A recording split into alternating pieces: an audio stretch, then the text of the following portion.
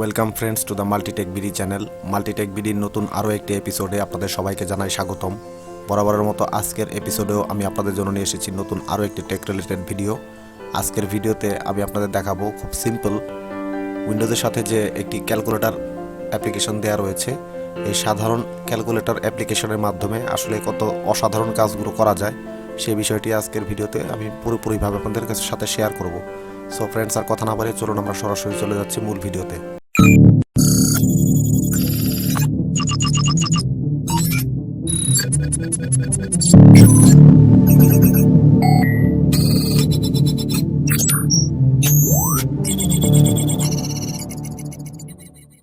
Welcome back friends. তো দেখতে পাচ্ছেন আমার টাস্ক বারে এখানে একটা ক্যালকুলেটর অ্যাপ পিন করা রয়েছে। তো আমরা সিম্পলি এটাকে একটা ক্লিক করে ওপেন করে নিচ্ছি। তো ওপেন করলে দেখতে পাচ্ছেন এই সাদাসাদি যে ক্যালকুলেটরটা রয়েছে, এখানে আপনি যে কোনো ধরনের ক্যালকুলেশন খুব সহজে কিবোর্ড থেকে অথবা এখান থেকে ভার্চুয়াল যে কিগুলো দেখতে পাচ্ছেন এখান থেকে ক্যালকুলেশন করতে পারবেন। যেমন মনে করুন আপনি 2 × 5 দিলেন, তো ইজিক্যালি দিলে এখানে আপনাকে 10 দেখাচ্ছে। তো সাধারণভাবে এই ক্যালকুলেটরের মাধ্যমে আমরা সব ধরনের হিসাব নিকাশ করতে পারি। তাছাড়াও দেখেন এখানে আরও 3টি মেনু কিন্তু রয়েছে। এখানে রয়েছে ভিউ, এডিট এবং হেল্প।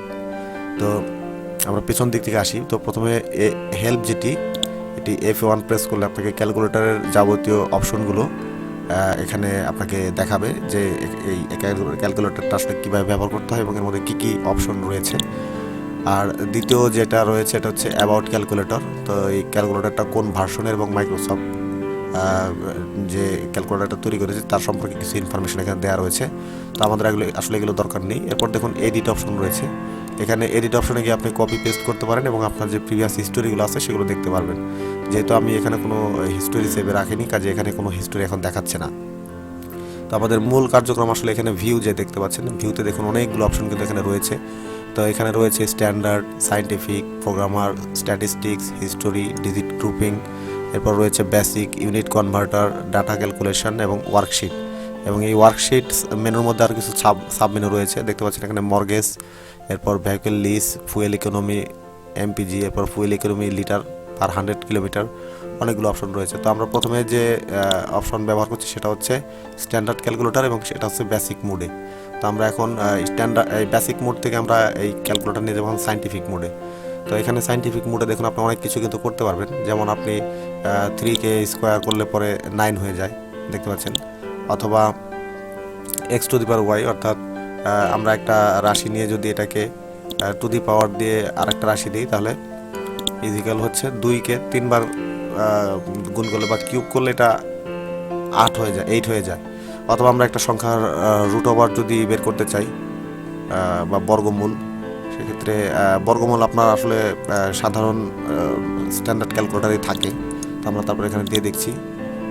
তো 2k² রুট করলে পরে দেখুন এই সংখ্যাটা কিন্তু আসে, একদম কতগুলো ডিজিট এখানে আসছে। আপনার সাধারণ ক্যালকুলেটারে কিন্তু এতগুলো ডিজিট আসবে না।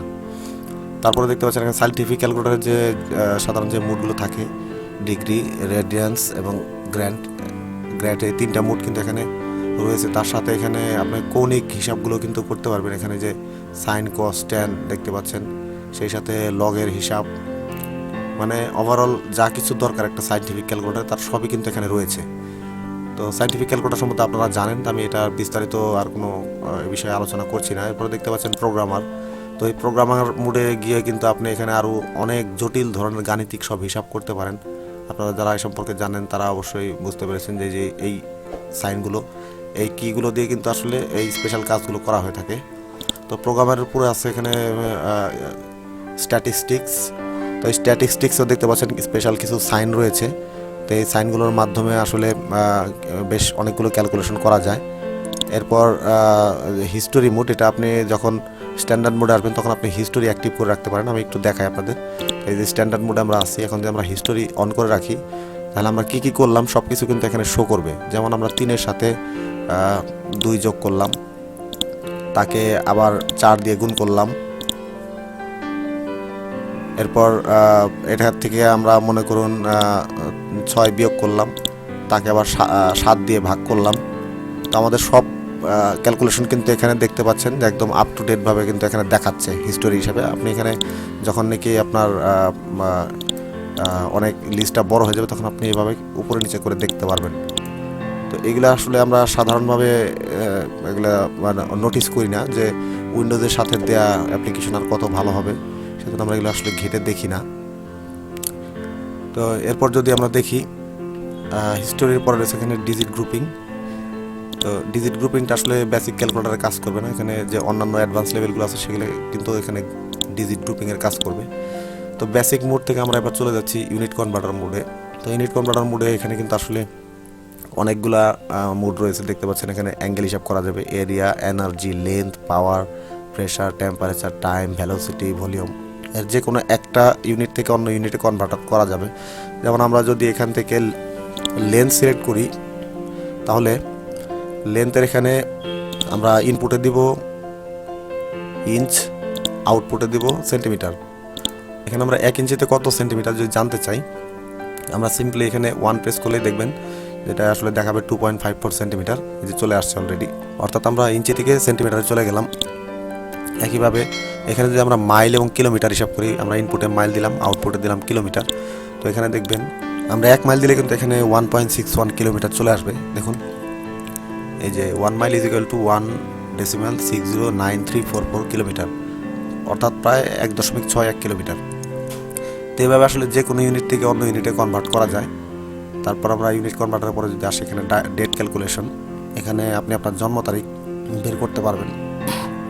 যদি মনে করেন আপনার জন্ম তারিখ এখানে হয়, সাপোজ আপনার জন্ম তারিখ 1/1/1990 আমরা ধরে নিলাম। তো আমরা এখান থেকে 1990 সাল সিলেক্ট করে জানুয়ারি 1 তারিখ সিলেক্ট করলাম।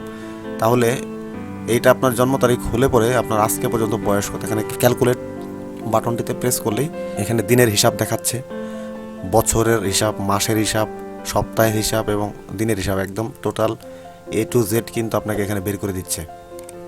অথবা আপনি যদি জানতে চান যে আপনি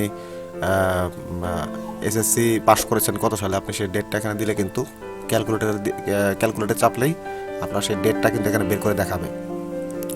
তো এখানে আমরা বুঝলাম যে ডেট ক্যালকুলেশন। এরপর হচ্ছে ওয়ার্কশিট। তো ওয়ার্কশিটটাতে আরও কিছু জটিল ক্যালকুলেশন করা যায়। এখানে দেখুন যে down payment, monthly payment, purchase price, term, এগুলো যারা ব্যবসায়ী আছেন তাদের ক্ষেত্রে এটা খুব কাজে দেবে। তো এর মধ্যে থেকে যে কোনো একটা মেনু আপনি সিলেক্ট করে দিতে পারেন।